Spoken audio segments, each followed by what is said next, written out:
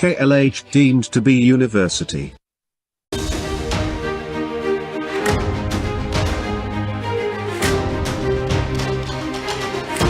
Breaking news చూస్తున్నాం. పాకిస్తాన్ కి తల తిరిగినట్టుంది. భారత్ తో యుద్ధం అంటే భయపడుతున్నట్టున్నారు. ఇక భారత్ తో యుద్ధం చేస్తే ఏ మాత్రం కూడా పాకిస్తాన్ మిగల్దనే ఆలోచనతో మరోసారి వెనక్కి తిరిగిపోతున్నారు. ఈ నేపథ్యంలో ఒక బిగ్గెస్ట్ బ్రేకింగ్ న్యూస్ తో ముందుకు వచ్చాను నేను. భారత్ పాక్ మధ్య ఉద్రిక్తత వాతావరణ నేపథ్యంలో పాక్ ప్రస్తుత ప్రధానికి మాజీ ప్రధాని మధ్య ఓ కీలక భేటీ జరిగింది. భారత్తో పెట్టుకోవద్దని తన సోదరుడైనటువంటి అంటే మాజీ ప్రధాని ప్రస్తుత ప్రధాని ఇద్దరు కూడా అన్నదమ్ములు. సో మాజీ ప్రధాని నవాజ్ షరీఫ్ ప్రస్తుత ప్రధాని షహబాజ్ షరీఫ్కి ఒక కీలకమైనటువంటి సూచనని సందేశాన్ని తనకున్నటువంటి భారత్తో గతంలో తనకున్నటువంటి ఆ ఎక్స్పీరియన్స్ తాలూకా ఆ విషయాల్ని చెప్పుకొచ్చాడు.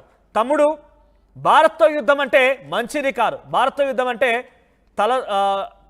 కొరువితో తలగొక్కున్నట్టే అన్నట్టుగా అవుతుందని చెప్పి చాలా క్లియర్గా ఆయన అటు పాక్ ప్రస్తుత ప్రధాని షహబాజ్ షరీఫ్కి చెప్పినట్టు తెలుస్తోంది.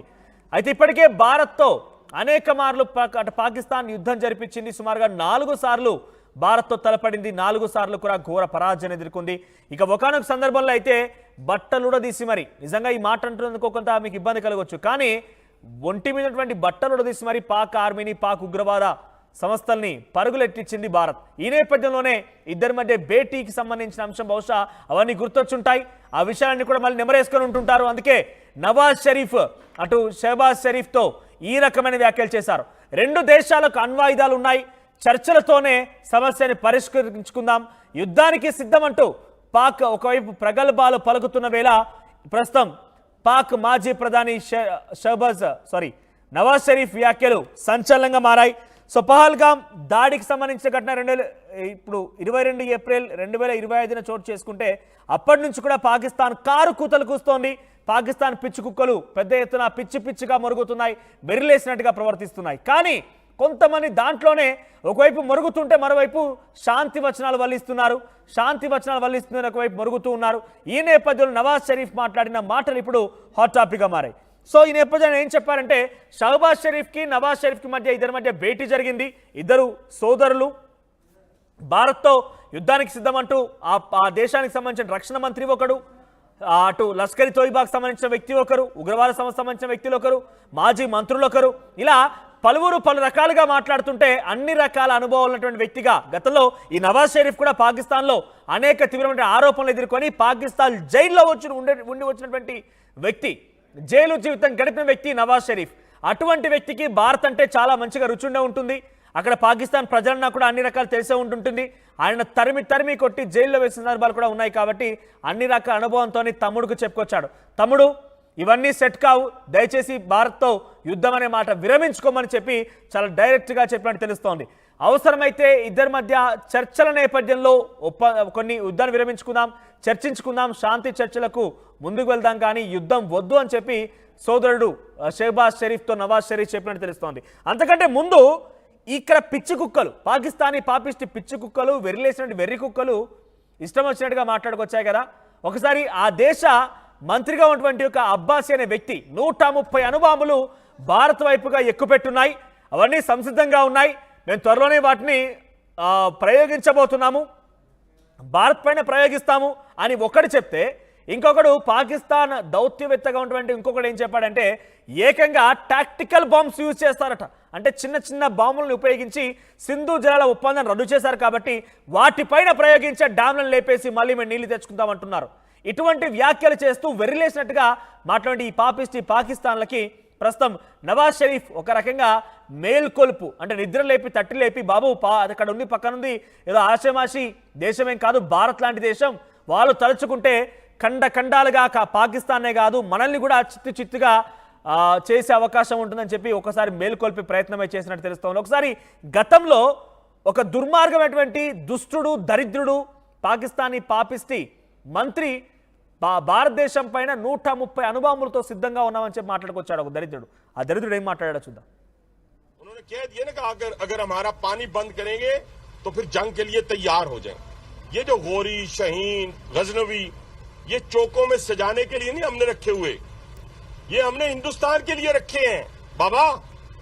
ये जो 130 एटॉमिक हमारे पास वेपन है वो हमने सिर्फ मॉडल बनाने के लिए नहीं रखे हुए, और आपको पता ही नहीं कि हमने पाकिस्तान के किस किस हिस्से में रखे हुए हैं।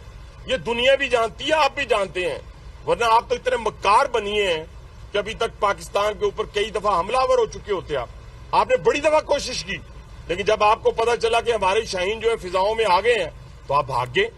तो इसलिए मैं दोबारा दोहराने लगा हूं, ये जो बैलिस्टिक मिसाइल है, ये जो क्रूज मिसाइल है, ये जो शाहीन है, गौरी है, ये मैं फिर दोहराने लगा हूं, ये हमारे चौकों में नहीं है, ये हमारे बिल्कुल आप इनका रुख आपकी तरफ है और किसी की तरफ नहीं है।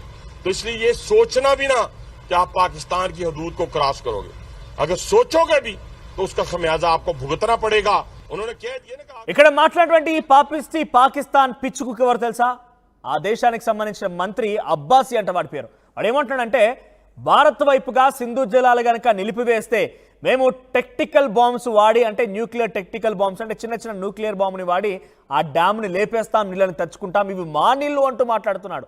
ఇన్ని రోజుల పాటుగా మన దయా దాక్షిణ్యతోని భిక్ష వేస్తే బతికినటువంటి పాకిస్తాన్ కుక్కలు ఇప్పుడు మళ్ళీ తిరిగి మొరుగుతున్నాయి. ఏకంగా ఆ నీళ్ళన్నింటి కూడా మావే అంటూ సంబోధిస్తూ మాట్లాడుతున్నాయి.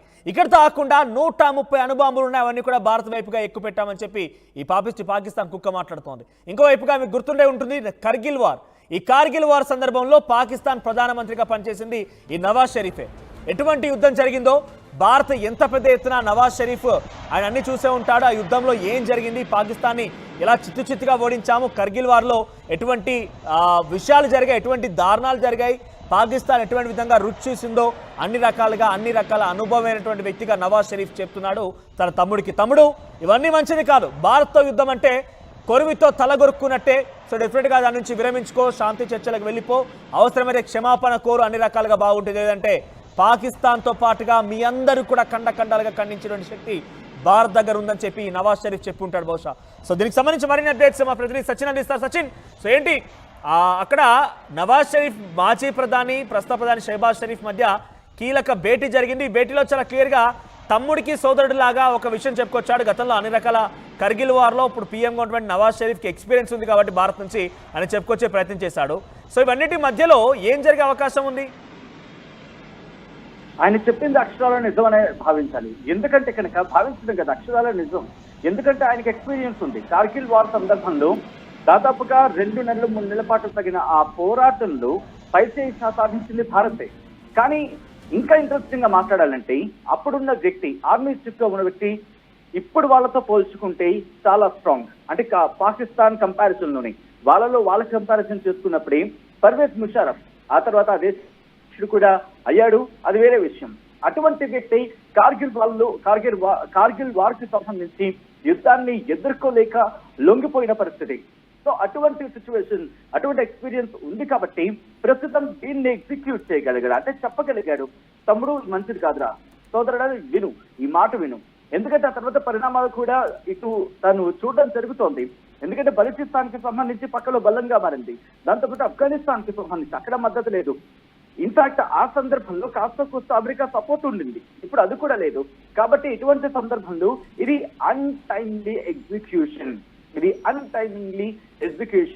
అనేది వాళ్ళ అభిప్రాయం.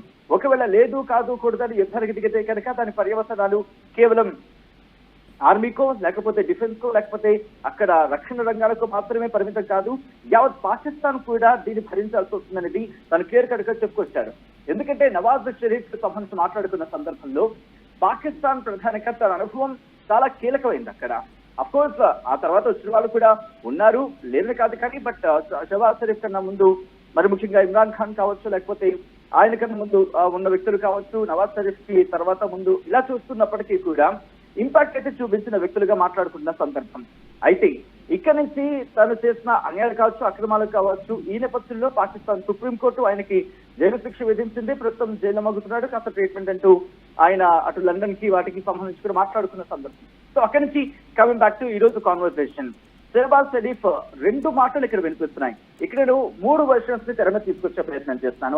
ఐ రిక్వెస్ట్ లిజనర్స్ కి సంబంధించి కావచ్చు, లేకపోతే వ్యూవర్స్ కి సంబంధించి కావచ్చు. ఆ 3 పాయింట్స్ ఏంటంటే కనుక మీరు బాగా అబ్జర్వ్ చేస్తుంటే ది వెరీ ఫస్ట్ పాయింట్ ఇక్కడ ఆసిమ్ మునీర్ చేస్తున్న కీలకమైన వ్యాఖ్యలు మతాల మధ్య, అంటే 2 అంశాలకు సంబంధించి అంటే మతాల మధ్య శిస్తు పెట్టే అంశానికి సంబంధించి ముందు తెర మీదకి తీసుకొచ్చారు.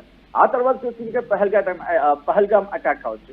ఆ తర్వాత చూసుకుంటే ఇటు పాకిస్తాన్ మంత్రులు ఒక వర్షం వినిపిస్తోంది, పాకిస్తాన్ ప్రధాని మాట ఒక వినిపిస్తోంది. పాకిస్తాన్ మంత్రులు ఏమంటున్నారు, ఇటు రక్షణ శాఖ మంత్రి కావచ్చు, విదేశాంగ మంత్రి కావచ్చు, డిప్యూటీ ప్రైమ్ మినిస్టర్ కావచ్చు, లేకపోతే రైల్వే మినిస్టర్ కావచ్చు, వీళ్ళందరూ న్యూక్లియర్ వార్ లేకపోతే రక్తాలు పారిస్తామంటూ ఉంటే పాకిస్తాన్ ప్రధాని షహబాజ్ షరీఫ్ మాత్రం ఏమంటున్నారు, ఆయన ఇక్కడ మాట ఇంపార్షియల్ ఇన్వెస్టిగేషన్ జరగాలి, అంటే తటస్థ వైఖరితో ఇన్వెస్టిగేషన్ జరగాలి, విదేశీ